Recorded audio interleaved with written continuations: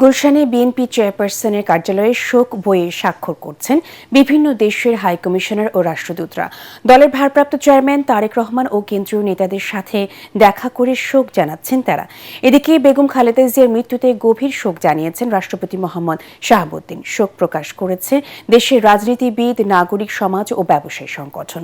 বিস্তারিত মিজান শাহজাহানের রিপোর্টে। আপসীন নেত্রী বেগম খালেদা জিয়ার মৃত্যুতে শোকাহত পুরো দেশ। জাতির পক্ষ থেকে শোক জানিয়েছেন রাষ্ট্রপতি মোহাম্মদ শাহাবুদ্দিন। এছাড়া বিভিন্ন রাজনৈতিক দলের নেতৃবৃন্দ শোক জানিয়েছেন। জামাত ইসলামের আমির ডাক্তার শফিকুর রহমান ফেসবুকে দেয়া স্ট্যাটাসে বলেন, মহান আল্লাহ রাব্বুল আলামিন বেগম খালেদা জিয়াকে তার প্রিয় জান্নাতের মেহমান হিসাবে কবুল করুন।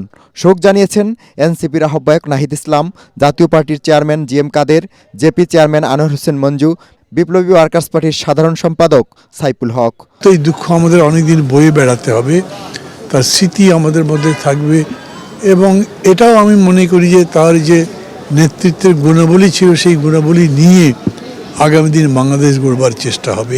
সবচেয়ে বেশি সম্মানে নিয়েই বোধহয় মৃত্যুবরণ করেছেন, সবচেয়ে বেশি ভালোবাসায় পেয়েই মৃত্যুবরণ করেছেন। রাজনৈতিক জীবনে উনি সফল ছিলেন, উনি মৃত্যুকালীনও সফল হয়েছেন। বেগম খালেদা জিয়ার বর্ণাঢ্য রাজনৈতিক জীবনের নানা কথা শ্রদ্ধার সাথে স্মরণ করেন তারা। দলের ঊর্ধ্বে উঠে জাতীয় স্বার্থকে প্রাধান্য দিন এবং দেশটাকে বাঁচান। এই দেশটাকে বাঁচানোর আহ্বান ওই অসুস্থ অবস্থায়ও তিনি জারি রেখেছেন। একজন ভালো দেশপ্রেমিক, দীর্ঘদিন পর্যন্ত নেতৃত্ব দিয়েছেন। ওনার নেতৃত্বে বিএনপি আজও পর্যন্ত ঐক্যবদ্ধ ছিল। নির্বাচন কমিশন ও এফবিসিসিআইও শোক জানিয়েছে।